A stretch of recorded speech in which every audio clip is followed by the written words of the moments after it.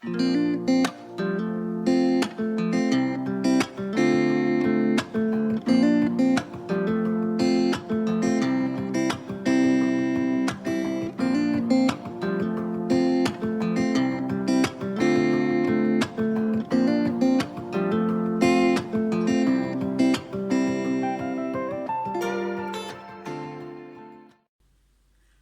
we're going to be talking about some of the different variety in walking equipment that's out there for your dog.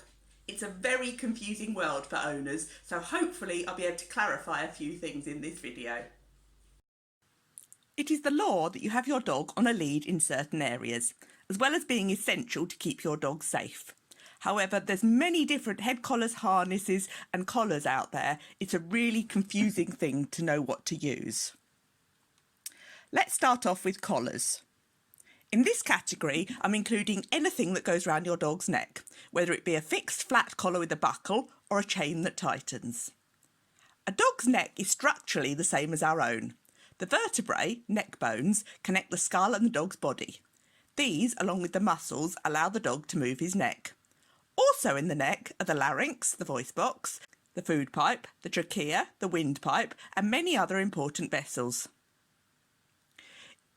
If your dog walks by your side and the lead is just there as a safety line, then a collar may be fine for your dog.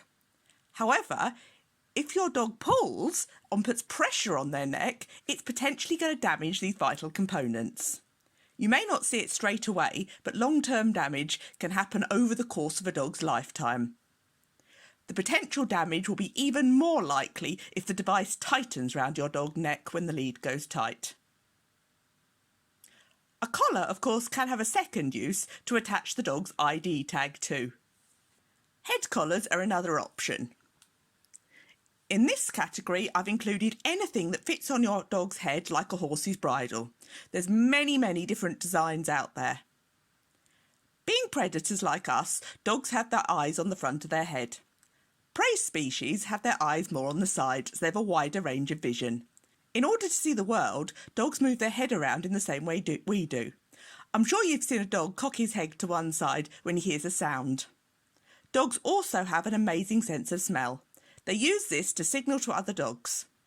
Sniffing is essential for your dog's well-being. Dogs also use body signalling to communicate with other dogs, which includes body position, movement of their mouth and ear positions. A head collar can prevent the dog from moving his head freely.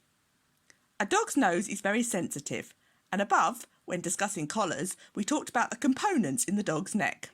When wearing a head collar, you're controlling the dog's neck movements, so they no longer have control, and this can cause long-term strain.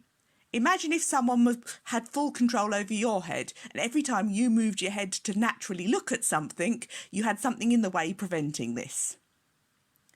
Most dogs hate wearing a head collar. They rub their head on the ground, the owner's legs, or use their paws to try to get it off. If they don't take this approach, then they often shut down, giving the owner the impression of a dog walking on a loose lead. However, the lead may be loose, but this is not a happy dog that wants to be near his owner. This is a dog that's going through the motions of walking because that's what he's made to do. Head collars can have their uses if you have an extremely strong dog that you are physically unable to control. However, it should always be considered a short-term solution. It is dangerous and against the law to be out in public with a dog that you have no control over. But owners need to be aware of the potential physical and mental damage they could be doing to their dog using a head collar long-term. Harnesses come in many different shapes and forms, some with different uses. Huskies wear harnesses to pull sleds. Guide dogs use harnesses when leading the blind. In collars, I briefly mentioned the internal structure of the dog, and this is important when looking at harnesses too. If a harness prevents part of the dog from moving as it should, then it's going to cause problems. This in particular applies to the dog's shoulder joints. The scapula is the dog's shoulder blade. This is attached to the humerus, which makes up the upper leg. The humerus attaches to the ulna and the radius to form the elbow joint. You should be able to feel these bones and joints under your dog's skin. Some harnesses have a band that goes across your dog's chest parallel to the collar. This can prevent the dog's leg from moving naturally as they would. When a dog is moving at full speed or jumping, there's a lot of movement going on in the front legs. A Y harness goes round your dog's neck, then vertically down their front. It sits on the front of the rib cage on a bone called the sternum. The sternum has no movement in it. Your dog's chest is made up primarily of the rib cage and then the vital organs within it. Most harnesses attach the dog's back on top of the rib cage. This is a stable area as long as the harness is loose enough to allow the rib cage to fully expand. Avoid a harness that sits further back than the dog's rib cage, as in this area there's nothing to protect the delicate organs within.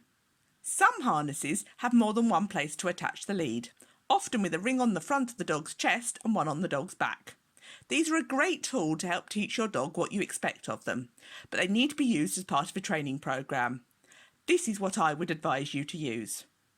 A harness on its own will not make your dog walk nicely on the lead. It will not stop pulling.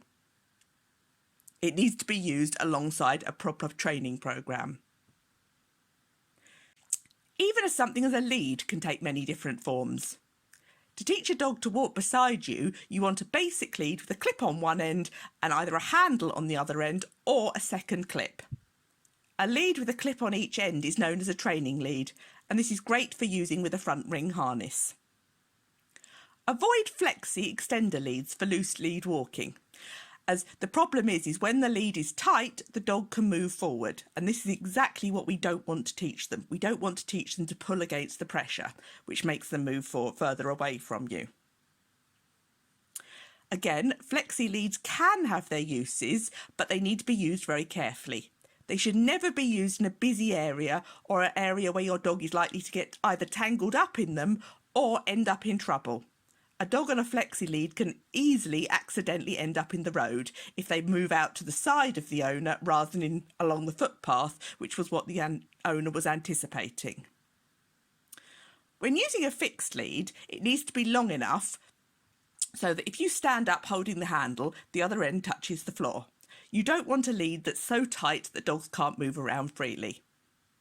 This video is very much an overview of these different types of equipment. I could talk for hours on each individual one. Feel free to message me if you've got any questions or want more information. Most different types of equipment has pros and cons to using it, and it certainly needs to be used safely and carefully and for the right use intended.